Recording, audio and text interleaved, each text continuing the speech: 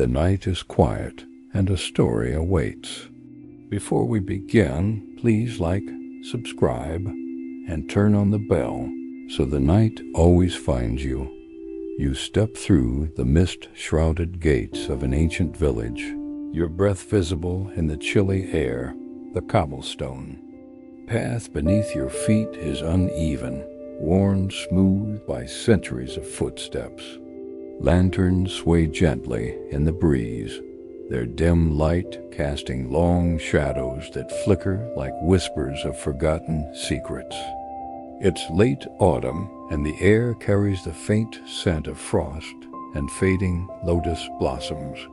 You've come to this remote place, nestled in the mountains of southern China, chasing a story your grandmother once told you, a tale of a lotus that blooms in winter, defying nature itself. The village is quiet, too quiet, as if it's holding its breath. You pull your coat tighter, the wind tugging at its edges. Your destination is the old tea house at the village's heart, where locals say a woman named Mai Ling once lived. Her beauty is renowned as the lotus she tended. They say she vanished decades ago, yet her story lingers, woven into the villages. Very stones. You're not sure what you expect to find, maybe just a good tale to share. But something about this place feels alive, as if it's watching you dot as you walk. You notice an old man sitting by a crumbling stone wall, his face weathered, like the bark of an ancient tree. He's carving a piece of wood, his hands steady despite his age. You pause, and he looks up, his eyes sharp and knowing. "You're here for the lotus, aren't you?" he says, his voice low, almost swallowed by the wind. You nod, unsure how. He knows. He points toward the tea house, its tiled roof barely visible through the fog. Be careful what you seek. Some stories don't let you go. You thank him and continue, his words settling like a weight in your chest. The tea house looms ahead, its wooden doors carved with delicate lotus patterns. You push them open and a bell jingles softly above. Inside, the air is warm, scented with jasmine and old wood. A young woman, perhaps in her 20s, stands behind the counter, her long hair tied back with a silk ribbon. She introduces herself as Lan, the tea house keeper. Her smile is kind, but her eyes seem to study you, as if searching for something. "You're not from here," Lan says, pouring you a cup of steaming tea. The porcelain is delicate, painted with lotus flowers. "What brings you to our village?" You tell her about the lotus, about your grandmother's story, and her expression shifts curiosity, perhaps, or something deeper. She leans closer, her voice dropping to a whisper. "The lotus isn't just a flower, it's tied to Mei Ling, to her heart. But it's not a story for everyone. Are you sure you want to hear it?" You nod, your curiosity burning brighter than the unease in your gut. Lan gestures to a small table by the window, where moonlight spills across the polished wood. You sit, the tea warming your hands, and she begins. "Mei Ling was no ordinary woman," she says. "She loved a man named Wei, a poet who came to this village long ago. Their love was fierce, the kind that makes the stars jealous, but love like that, it draws shadows." You listen, the tea house fading around you as Lan's voice weaves the tale. Mei Ling and Wei were inseparable, their days spent by the village pond where the lotus bloomed. But Wei had a rival, a wealthy merchant named Liang, whose obsession with Mei Ling grew darker with every glance she gave Wei. Liang's wealth couldn't buy her heart, and that refusal festered into something dangerous. He swore she'd regret it, Lan says, her eyes distant. And then, one winter, the lotus bloomed when it shouldn't have. That's when everything changed. You lean forward, the story pulling you in. The lotus, Lan explains, wasn't just a flower. It was said to hold Mei Ling's spirit, her joy, her sorrow. When it bloomed that winter, defying the frost, the village whispered of magic or a curse. You ask what happened to Mei Ling, but Lan shakes her head. That's a story for another night, she says, glancing at the window. The moonlight has dimmed and the air feels heavier.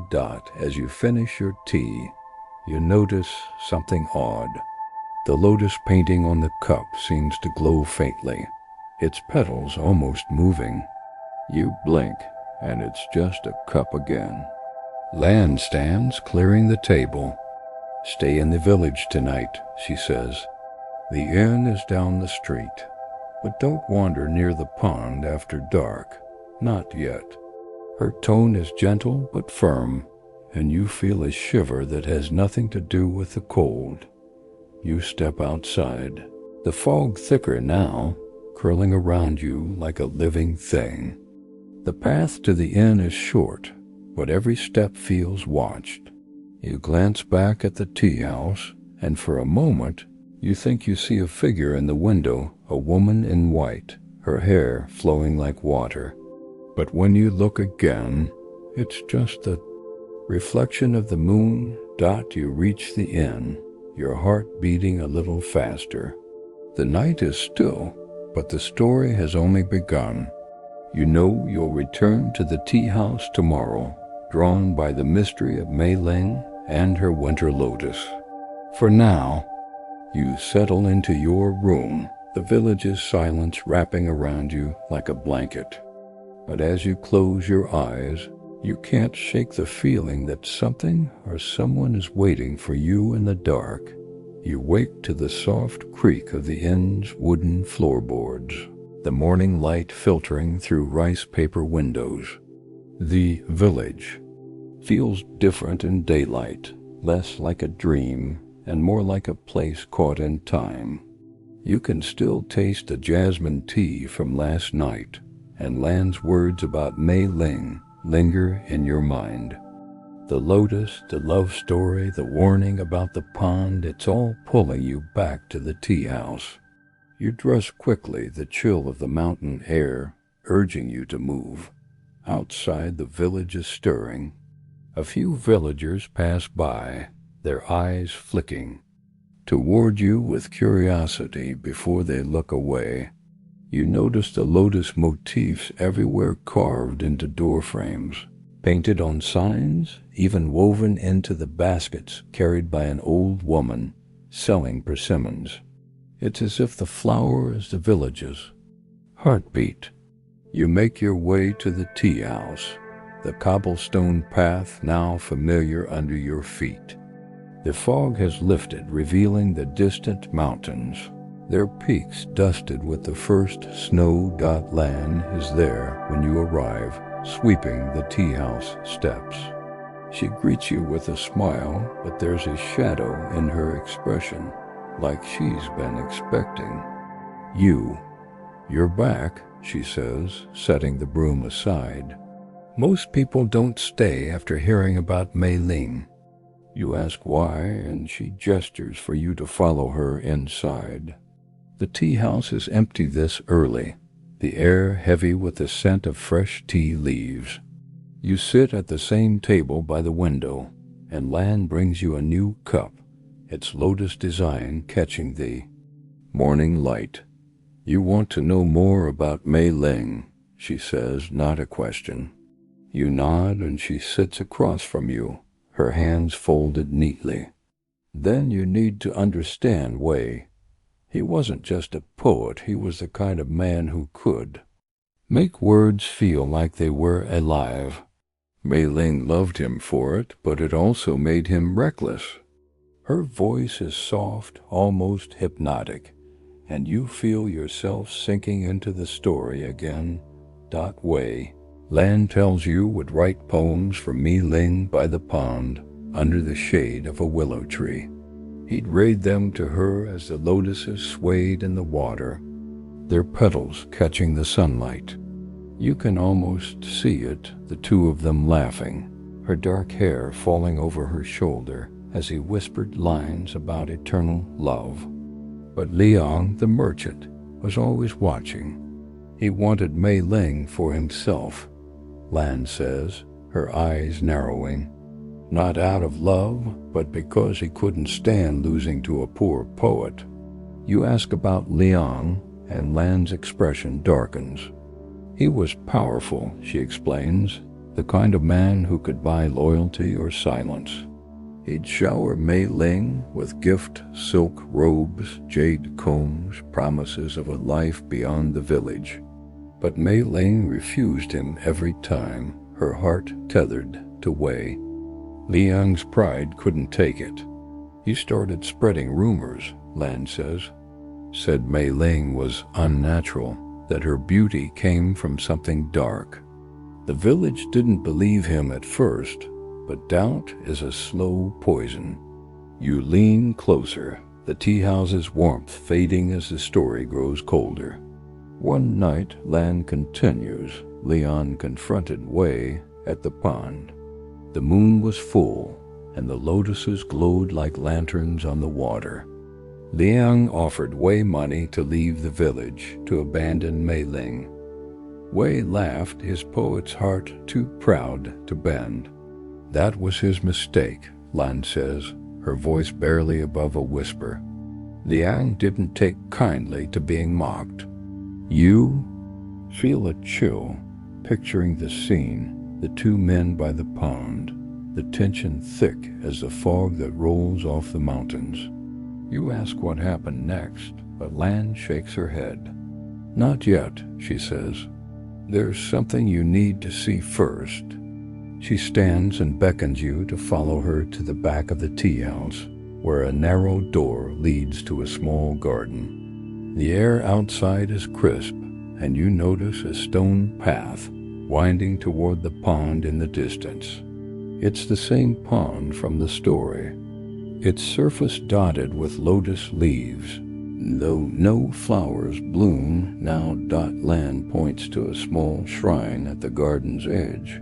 Its wood weathered, but adorned with fresh offerings, rice, incense, a single lotus petal. This is for Mei Ling, she says. The villagers still honor her, even after all these years. You step closer, noticing a faint carving on the shrine, a lotus entwined with a crescent moon. Something about it feels familiar, like a memory you can't quite grasp. As you study the shrine, you hear a rustle in the bushes nearby. You turn, expecting a bird or the wind, but instead, you catch a glimpse of a figure, a woman in white, her hair long and flowing, just like the one you thought you saw last night. Your heart skips, but when you blink, she's gone. Lan doesn't seem to notice, her gaze fixed on the pond. It's beautiful, isn't it? She says, but it holds secrets. If you want to know more, come back tonight. The story's not done. You nod, though your mind is racing. The figure, the shrine, the lotus on your teacup, it's all starting to feel like more than a story. You thank Lan and step back into the tea house, the warmth doing little to ease the unease settling in your bones.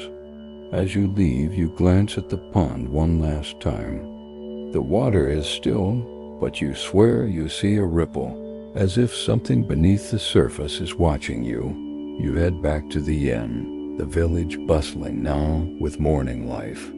But the story clings to you, Mei Ling's love and Liang's jealousy, weaving a thread that pulls you deeper. You know you'll return to the tea house tonight, unable to resist the call of the lotus and the secrets it guards.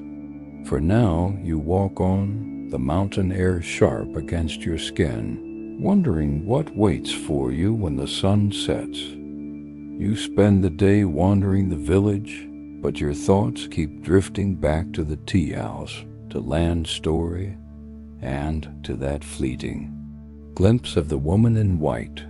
The village feels alive now, with children playing in the narrow streets and vendors calling out their wares.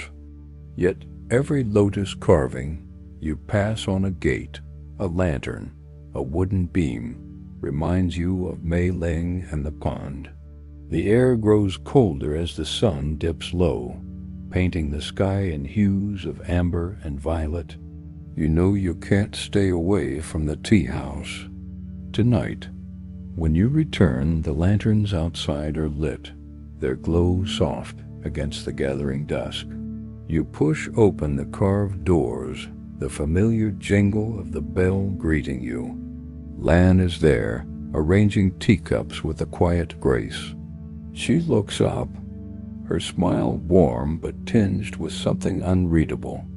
"You're back," she says, as if she knew you'd come. The story's waiting. You settle at your usual table, the moonlight streaming through the window, casting lotus-shaped shadows across the wood. Lan pours you tea, the steam curling like spirits in the air. "Where did we leave off?" she asks, though her eyes suggest she knows exactly where. "You mention Wei and Liang, the confrontation by the pond," and she nods, settling into the tale as if slipping into a familiar robe. "That night changed everything," she says, her voice low and steady, pulling you into the past. You picture the pond under the full moon, its surface a mirror for the stars. Wei stood tall, his poet's heart unafraid, while Liang's eyes burned with a rage he could barely contain. "Liang didn't just want Mei Ling," Lan says. "He wanted to break her, to take away everything she loved." You feel a knot in your stomach as Lan describes how Liang's men appeared from the shadows, their silhouettes looming like ghosts. "We fought back, but he was a poet, not a warrior. The struggle was brief, and when it ended, Wei was gone, his poems scattered across the pond's edge like fallen leaves." You ask about Mei Ling, your voice barely above a whisper. Lan's gaze drifts to the window, where the moonlight gleams. "She felt it," she says. "The moment Wei was taken, something in her broke. She ran to the pond, calling his name, but all she found were his poems, soaked and torn." That's when the lotus bloomed. You lean closer, caught in the rhythm of her words. The lotus, Lan explains, appeared in the center of the pond, its petals glowing white against the winter's frost. The villagers saw it as a sign, some said of love, others of sorrow. Mei Ling, Lan tells you, became a shadow of herself. She'd sit by the pond day and night, tending the lotus as if it held Wei's soul. The villagers whispered that she was cursed, that her love had angered something ancient in the mountains. Liang, meanwhile, grew bolder, visiting Mei Ling with false sympathy, offering to protect her. He thought her grief would weaken her, Lan says, her voice sharp with disdain. But Mei Ling's heart was stronger than he knew. You feel a chill, imagining Mei Ling by the pond, her eyes fixed on the impossible flower. You ask what she did next, but Lan shakes her head. She made a choice, she says, one that tied her to the lotus forever. But to understand it, you need to see the pond for yourself. You hesitate, remembering her warning about not wandering there after dark. Yet the pull of the story is too strong, and you nod, your curiosity outweighing your caution. Lan leads you to the garden behind the tea house, the same path you walked earlier. The night air is sharp, and the pond lies ahead, its surface still as glass. The lotus leaves sway gently, but no flowers bloom now. Lan stops at the shrine, her fingers brushing the carved lotus and crescent moon. This is where she stood, she says. This is where she spoke to the mountain spirit. You ask what she means, and Lan's eyes meet yours, intense and searching. The mountain listens, she says. It always has. Mei Ling asked for something, a way to keep her love alive. And the mountain answered, you feel a prickle on your skin, the air growing heavier. The pond reflects the moon, and for a moment you think you see a flicker of light beneath the water, like a petal glowing in the depths. You step closer, drawn to the edge, but Lan grabs your arm. Not too close, she whispers. Not tonight.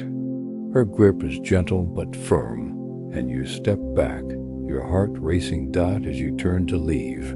You hear it, a soft hum, like a woman's voice carried on the wind. You glance at Lan, but she's looking at the pond, her expression unreadable. She's still here, Lan says, almost to herself.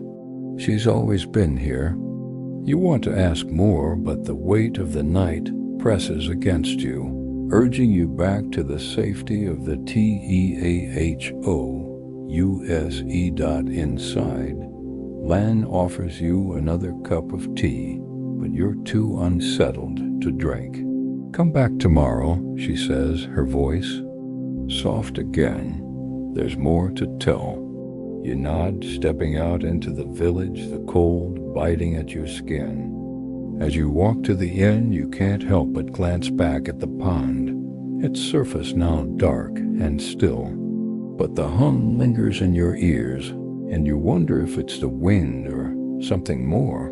You reach your room, the village silent around you. The story is weaving itself into your dreams, and you know you'll return to the tea house tomorrow, chasing the truth of Mei Ling and her winter lotus. For now, you lie in bed, the moonlight filtering through the window, and you feel her presence as if she's watching, waiting for you to uncover the next piece of her tale. You barely sleep, the hum from the pond echoing in your dreams. When morning comes, the village feels heavier, as if the air itself carries the weight of Mei Ling's story. You dress and head out, the sky overcast, clouds hanging low over the mountains. The lotus carvings seem to follow you, etched into every corner of the village, their petals curling like silent invitations. You know you're going back to the tea house, drawn by the unanswered questions swirling in your mind. The tea house is quiet when you arrive, the bell above the door jingling softly. Lan is there, polishing a tray of teacups, her movements slow and deliberate. She looks up, her eyes meeting yours with a knowing glint. You heard her last night, didn't you? She says, setting the tray down. You nod, the memory of that haunting hum still fresh. Lan gestures to your table by the window, and you sit, the familiar lotus-painted cup waiting for you. The tea is warm, its steam curling like the mist outside. You're deeper in the story now, Lan says, her voice low, pulling you back into Mei Ling's world. After Wei disappeared, Mei Ling wasn't the same. She stopped speaking to the villagers, stopped smiling. All she had was the lotus. You picture Mei Ling by the pond, her hands trembling as she tended the glowing flower, its petals defying the winter's frost. Lan leans closer, her words painting the scene so vividly you can almost feel the cold. The villagers, Lan tells you, began to fear Mei Ling. Her devotion to the lotus seemed unnatural, her eyes too bright, too distant. Rumors spread that she'd made a pact with something ancient, something tied to the mountain. They didn't understand her love Lan says, her voice tinged with sadness. They thought it was madness, but Mei Ling didn't care. She'd sit by the pond, whispering to the lotus as if it could answer, as if Wei's voice lingered in its petals. You ask about Lang, and Lan's expression hardens. He saw his chance, she says. With Wei gone, he thought Mei Ling would have no choice but to turn to him. Liang visited her daily, his words dripping with false kindness, offering wealth, protection, a future. But Mei Ling's heart was a locked gate, and Lang's patience wore thin. He started to threaten her, Lan says. Told her the village would turn against her if she didn't accept him. He said the lotus was proof of her curse, that she'd bring ruin to them all. You feel a pang of anger, imagining Mei Ling. Alone, her love for Wei twisted into something to fear. You ask what she did, and Lan's eyes flicker to the window, where the pond lies hidden in the morning mist. She went to the mountain, Lan says. Not the peak you see, but the spirit. Within it, the villagers believe the mountain listens, that it holds power over life and death. Mei Ling believed it too. You lean forward, the tea house fading, as Lan's story pulls you deeper.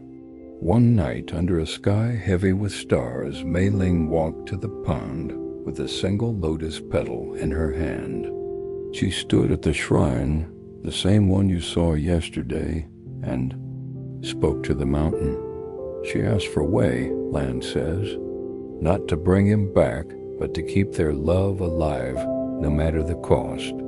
The air in the tea house feels colder now, and you pull your coat tighter, hanging on her every word. The mountain, Lan tells you, answered.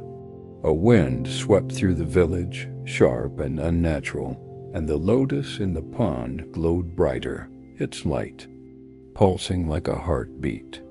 Mei Redu of the villagers saw it, and they whispered of spirits, of deals made in the dark. Mei Ling returned different, Lan says, calmer, but distant, like she'd left part of herself with the mountain. You ask what the mountain took, but Lan shakes her head. That's not for now, she says. You need to feel it for yourself. She stands, motioning for you to follow her to the garden. The air outside is damp, the mist clinging to your skin. You walk to the pond, the lotus leaves still and silent on the water. Lan stops at the shrine, her fingers tracing the carved lotus and moon. This is where she made her vow, she says, where she bound herself to the lotus. You step closer to the pond, the water dark and unyielding.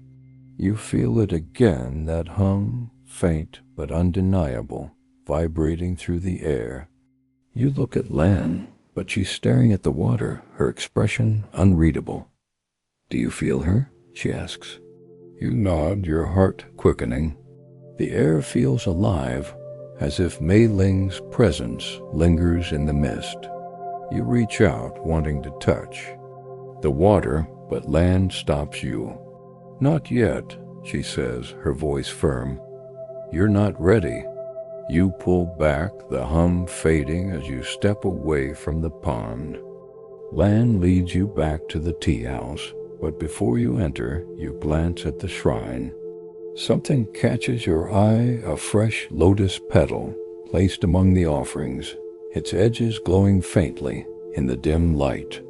You blink, and it's just a petal again. Your pulse races, but you follow Lan inside without a word. Back at your table, Lan pours more tea. The story's not done, she says. Come back tomorrow night. The mountain has more to say. You nod, your mind buzzing with questions. As you leave the tea house, the village is cloaked in twilight, the lanterns glowing like eyes in the dark. You walk to the inn, the hum still echoing in your ears, and you know Mei Ling's story is far from overdone in your room. You lie awake, the lotus and the mountain swirling in your thoughts. You feel her presence, closer now, as if she's waiting for you to uncover the next piece of her tale. The village is silent, but the night feels alive, and you know you'll return to the tea house, drawn deeper into the mystery of the lotus that blooms in winter. But you wake with a start, the hum from the pond still lingering in your ears, as if it followed you into your dreams. The inn is quiet, the morning light pale and gray through the window. You can't shake the image of that glowing lotus petal at the shrine, nor Lan's words about Mei Ling's vow to the mountain. The village outside feels like it's waiting, its silence urging you back to the tea house. You dress quickly, the air sharp with the promise of winter, and head out, the lotus carvings on every gate and wall seeming to watch you as you pass. The tea house doors are already open when you arrive, the bell jingling softly as you step inside. Lan is there, arranging dried lotus leaves in a vase, her movements slow and deliberate. She looks up, her eyes holding a quiet intensity. You felt her again, didn't you? She says, not waiting for your answer. You nod, and she gestures to your table by the window, where a fresh cup of tea waits, its lotus design catching the dim light. You sit, the warmth of the cup grounding you as Lan begins to speak. Mei Ling changed after that night at the shrine. Lan says, her voice soft but heavy with meaning. The village saw it, even if they didn't understand. You picture Mei Ling, her once vibrant eyes now distant, her hands always near the pond, tending the lotus that bloomed against the frost.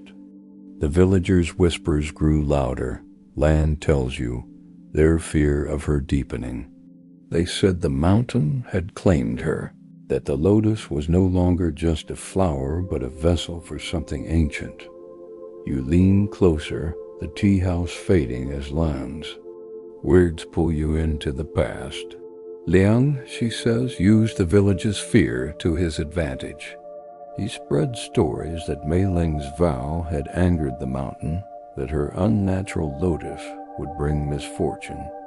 He wanted her isolated, Lan says, her voice tinged with bitterness. He thought if the village turned against her, she'd have nowhere else to go. You feel a surge of indignation, imagining Mei Ling alone, her love for Wei twisted into a weapon against her. But Mei Ling, Lan tells you, was not so easily broken. She began leaving offerings at the shrine lotus petals, poems written in Wei's hand, even a lock of her own hair. She was speaking to the mountain, Lan says, not begging, but promising. She'd keep her love alive, no matter what it took. You ask what she promised, and Lan's gaze flickers to the window where the pond lies hidden in the morning mist. Her heart, she says simply, all of it. You feel a chill, the tea in your hands no longer enough to warm you. Lan continues, her voice drawing you deeper. One night, as the village slept, Mei Ling went to the pond with a small knife, its blade glinting in the moonlight. She didn't harm herself, Lan assures you, but she cut a single lotus stem, its sap glowing faintly as it dripped into the water. She offered it to the mountain, Lan says. A piece of the lotus, a piece of herself. The water rippled, and the lotus bloomed again, brighter than ever, its light casting shadows that danced like spirits across the pond. You picture it, the lone woman by the water, the glowing flower, the mountain listening in the dark. You ask what happened next, but Lan shakes her head.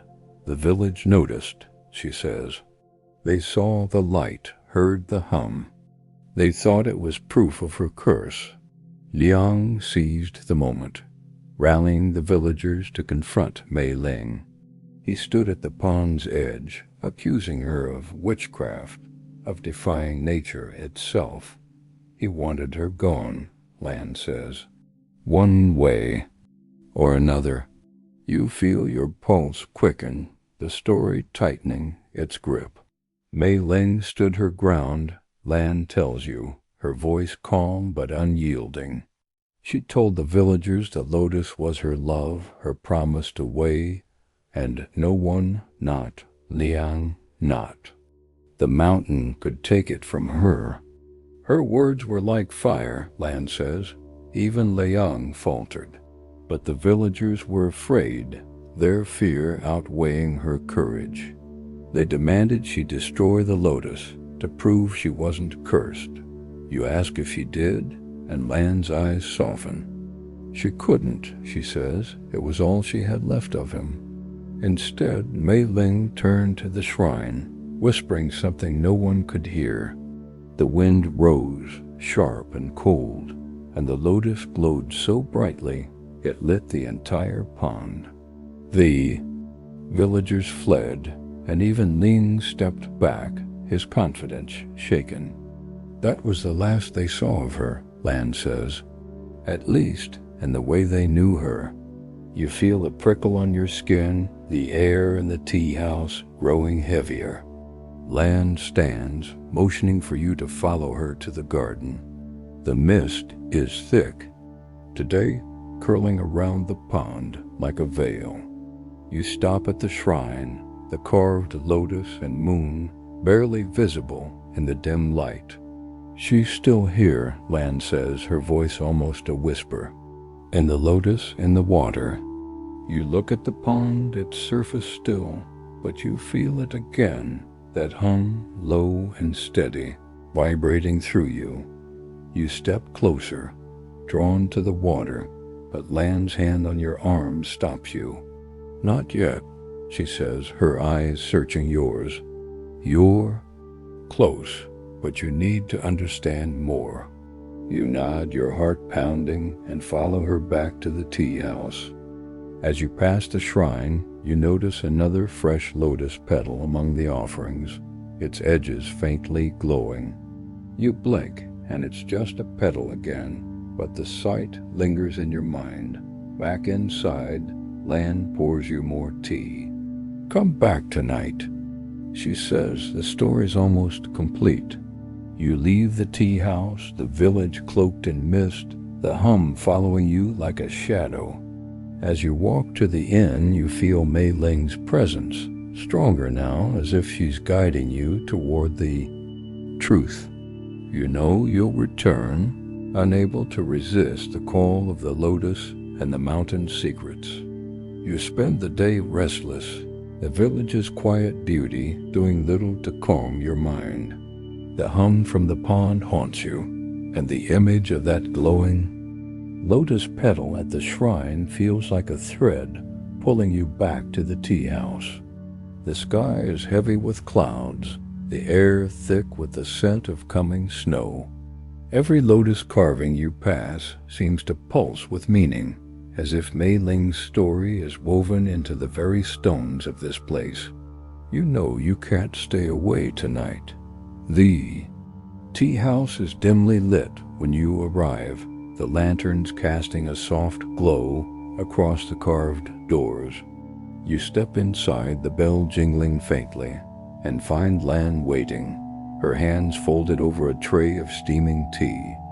Her eyes meet yours, and there's a weight to her gaze, as if she knows you're closer to the heart of the story. You're ready for more, she says, leading you to your table by the window. The lotus-painted cup is already there, its petals catching the moonlight. You sit, the tea warming your hands as Lan begins. After that night at the pond, Mei Ling became a ghost to the village. Lan says, her voice slow and deliberate, pulling you into the past. You picture Mei Ling standing alone, the lotus glowing behind her, the villagers' fear driving them away. They wouldn't look at her, Lan continues. They thought she'd cursed them, that the mountain's answer had marked her. But Mei Ling didn't flee. She stayed by the pond, tending the lotus, her only connection to Wei. You lean closer, the tea house fading as Lan's words paint the scene. Liang, she tells you, wasn't done. His obsession with Mei Ling had twisted into something darker, a need to control her, to erase Wei's memory. He went to the shrine, Lan says, her voice tinged with disgust. He thought he could undo her vow, force the mountain to release her. You feel a chill, imagining lying at the shrine, his hands defiling the offerings Mei Ling had left. He burned her poems, scattered her petals, and demanded the mountain take back its gift. But the mountain, Lan says, doesn't bend to men like Leon. That night the wind howled through the village, and the pond glowed so brightly it lit the sky. Liang fled, Lan tells you, but not before he saw her. You ask who, your voice barely a whisper. Lan's eyes flicker to the window, where the pond lies hidden in the dark. Mei Ling, she says, not as she was, but as she'd become. You feel your pulse quicken, the story wrapping around you like the mist outside. Lan describes Mei Ling standing by the pond, her white robes flowing like water, her eyes glowing with the same light as the lotus. Liang fell to his knees, his bravado crumbling. She didn't speak, Lan says. She didn't need to. The mountain spoke through her. The lotus bloomed again, its petals unfurling in the frost, and the hum, that same hum you've heard, filled the air, shaking the village to its core. You ask what happened to Liang, and Lan's lips curve into a faint, bitter smile. He left the village, she says. Some say he went mad, wandering the mountains, muttering about a woman in white. Others say the mountain took him. You picture Ling stumbling through the fog, haunted by Mei Ling's gaze, and you can't help but feel a strange satisfaction. But your thoughts turn to Mei Ling. What about her? You ask. Lan single quotes, S gaze softens. She stayed, she says, bound to the lotus, to the pond, to her love for Wei. The villagers stopped fearing her, but they never approached her. They left offerings at the shrine, asking for her forgiveness. You imagine Mei Ling by the water, her figure fading into the mist, the lotus her only companion. She wasn't gone, Lan says. She was part of the village, part of the mountain, and she's still here. You feel a prickle on your skin, the air in the tea house growing heavier. Lan stands, motioning for you to follow her to the garden. The night is cold, the mist thick around the pond. You stop at the shrine, its carved lotus and moon glowing faintly in the moonlight. This is where she stood, Lan says, where she became one with the lotus. You step closer, the hum rising again, low and steady, vibrating through your chest. You look at the pond, its surface still, but alive with secrets. For a moment, you think you see her, a woman in white, her hair flowing, standing at the water's edge. Your breath catches, but when you blink, she's gone. Lan's hand brushes your arm. You see her now, she says, her voice almost a whisper.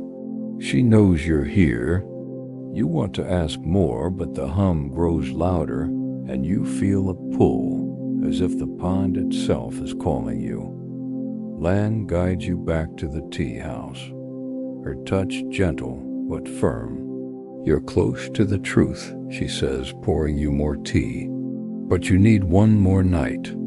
You nod, your mind racing with images of Mei Ling, the lotus, and the mountain's power.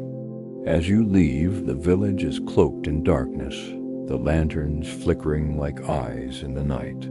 You walk to the inn, the hum following you, and you know Mei Ling's presence is stronger than ever. In your room, you lie awake, the moonlight casting lotus-shaped shadows across the walls.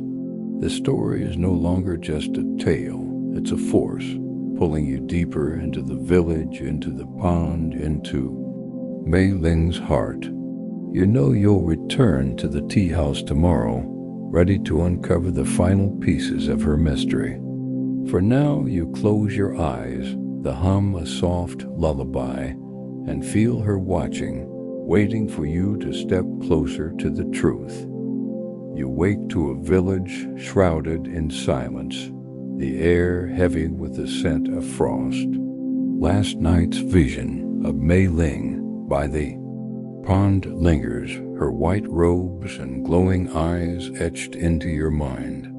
The hum is still there, faint but persistent, like a heartbeat beneath the floorboards of the inn. You dress quickly, the chill seeping through the walls, and step outside. The sky is a pale gray, the mountains looming like silent guardians.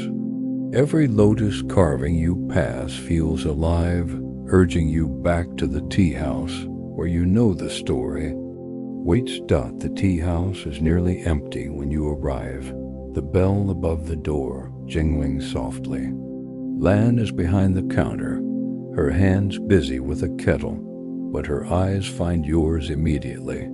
You saw her, she says, her voice calm but certain. You nod, the memory of Mei Ling's figure sending a shiver through you. Lan gestures to your table by the window, the lotus-painted cup already waiting, its steam curling in the dim light. You sit, the tea warming your hands as Lan begins, her words pulling you back into the tale. Mei Ling became more than a woman. After that night, Lan says, her voice low and steady, she was the lotus, the pond, the mountain's answer.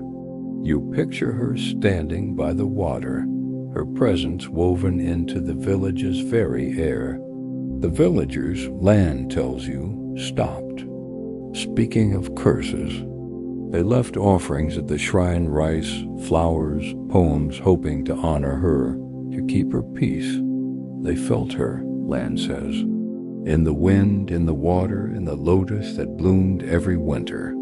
You lean closer, the tea house fading as the story wraps around you. The lotus, Lan explains, wasn't just a flower anymore.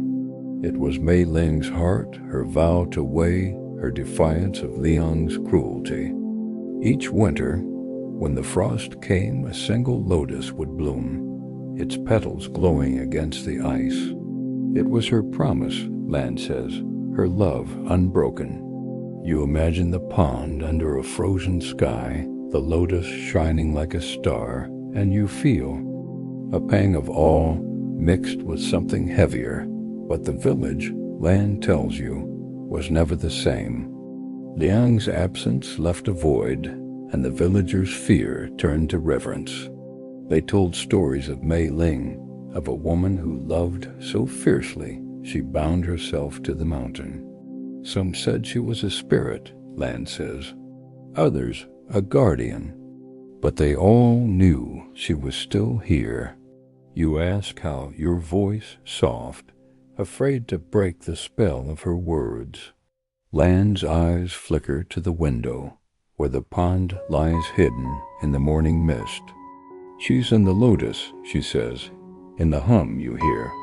You feel it again, that low, steady vibration, resonating in your chest. You ask if Mei Ling ever found Wei, and Lan's expression softens, a trace of sadness in her eyes. That's the heart of it, she says. Her vow wasn't just to keep her love alive. It was to find him in this world or another. You picture Mei Ling by the pond, whispering to the lotus, her voice carried by the mountain's wind. She believed Wei was still out there, Lan says, not gone, but waiting. You feel a lump in your throat, the weight of her love pressing against you. Lan stands, motioning for you to follow her to the garden. The air outside is sharp, the mist curling around the pond like a living thing. You stop at the shrine, its carved lotus and moon glowing faintly in the gray light. This is where she made her promise, Lan says, where she asked the mountain to guide her to Wei. You step closer, the hum growing louder, almost a song now, weaving through the air. You look at the pond, its surface still but alive, with secrets. For a moment, you think you see her again, Mei Ling, standing at the water's edge, her white robes flowing, her eyes fixed on the horizon. Your breath catches, but when you blink, she's gone, leaving only a ripple on the water. Lan's hand brushes your arm. She's close, she says. You feel it, don't you? You nod, your heart pounding, the hum filling your senses. You want to step closer, to touch the water, but Lan holds you back. Not yet, she says, her voice firm but kind. You need to understand her fully. You follow her back to the tea house, the hum fading, but never leaving you. Inside, Lan pours more tea, her eyes searching yours. The story's almost done, she says. Come back tonight. The mountain will show you the rest. You leave the tea house, the village, cloaked in a soft haze, the lanterns glowing faintly in the daylight. The hum follows you, a constant reminder of Mei Ling's presence. As you walk to the inn, you notice a fresh lotus petal on the path, its edges glowing faintly before fading to white. You pick it up, its texture soft but heavy, like it carries a piece of her story. You slip it into your pocket, your mind racing. With questions in your room, you sit by the window, the petal in your hand, the hum a soft echo in your ears. Mei Ling's love, her vow, her lotus, they're no longer just a story. They're a force, pulling you deeper into the village, into the pond, into the mountain's heart. You know you'll return to the tea house tonight, ready to uncover the final truth. For now, you close your eyes, the hum lulling you, and feel her presence, stronger than ever, guiding you toward the end of her tale. The day passes in a haze, the village wrapped in a quiet that feels almost sacred. The lotus petal in your pocket seems to hum faintly, a reminder of Mei Ling and the story that's become part of you. The sky darkens early, heavy with the promise of snow, and the air carries a chill that sinks into your bones. You know tonight is different, the final piece of the tale waiting at the tea house. As you walk the cobblestone path, the lotus carvings seem to glow, guiding you like stars in the gathering dusk. The tea house is warm when you arrive, the bell above the door jingling softly. Lan is there, standing by your table, her eyes holding a quiet certainty. You're here for the end, she says, pouring tea into the lotus-painted cup. The steam rises, curling like spirits, and you sit, the moonlight spilling across the table. The hum is stronger now, vibrating through the air, through you. Lan sits across from you, her voice low and steady, ready to weave the final threads of Mei Ling's story. Mei Ling's vow was her everything, Lan says, her words pulling you back to the pond, to the lotus glowing in the winter frost. She gave herself to the mountain, not to keep Wei's memory, but to find him. You picture her by the water, her white robes flowing, her eyes fixed on the lotus, as if it held the map to her love. The villagers, Lan tells you, stopped questioning her presence. They saw the lotus bloom each winter, its petals defying the cold, and they knew Mei Ling was more than human, now a guardian, a spirit, a piece of the mountain itself. You lean closer, the tea house fading as Lan's voice carries you deeper. She searched for Wei, Lan says. Not in the village, not in the world, you know, but in the place where the mountain's power flows. You imagine Mei Ling walking through a realm of mist and light. The lotus her guide, her heart calling to Wei across time. The mountain kept her promise, Lan continues. It gave her a way to reach him, but it came at a cost. You ask what, your voice barely a whisper, and Lan's eyes meet yours, soft but heavy. Herself, she says. She became the lotus forever bound to the pond. You feel a pang in your chest, the weight of her sacrifice settling over you. Lan describes the last time the villagers saw her, standing by the pond under a sky bright with stars. The lotus glowed, its light pulsing like a heartbeat, and Mei Ling stepped into the water, her robes dissolving into the mist. She didn't vanish, Lan says. She became the pond, the lotus, the hum you hear. You feel it now, stronger than ever, vibrating through your bones. A song of love and loss. Lan stands, motioning for you to follow her to the garden. The night is cold, the air thick with the scent of snow. You stop at the shrine, its carved lotus and moon glowing faintly. The pond lies ahead, its surface still but alive with light. This is where she found him, Lan says, her voice almost a whisper. Where their love became eternal. You step closer, the hum rising, filling the air with a warmth that defies the winter chill. You look at the pond, and there she is, Mei Ling, her figure clear now, standing at the water's edge. Her white robes flow like liquid moonlight, and beside her another figure, Wei, his eyes soft, his hand reaching for hers. Your breath catches, the hum swelling into a melody, and you feel tears prick your eyes. They turn to you, their faces serene, and for a moment you swear they smile. Then the lotus blooms, a single flower unfurling in the center of the pond, its petals glowing brighter than the moon. You blink, and they're gone, the pond still once more. The hum fades to a soft echo, but the warmth lingers, wrapping around. You like a promise. Lan touches your arm, her voice gentle. You've seen her truth, she says. Her love, her lotus, her mountain, they're all one. You nod, unable to speak, the weight of the story settling into your heart. Back in the tea house, Lan pours you one last cup of tea. The story lives in you now, she says. Carry it gently. You leave the village silent, the snow beginning to fall in soft flakes. The lotus petal in your pocket feels warm, a piece of Mei Ling's heart. As you walk to the inn, you glance back at the pond, its surface glowing faintly, and you know she's there, with Wei, their love blooming forever in the winter's frost. In your room, you lie awake, the hum a soft lullaby, the lotus petal in your hand. The story is complete, but it feels alive, woven into you.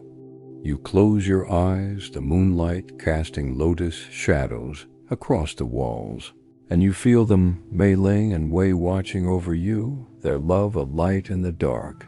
That's tonight's tale. If it stayed with you, like, subscribe, and tap the bell.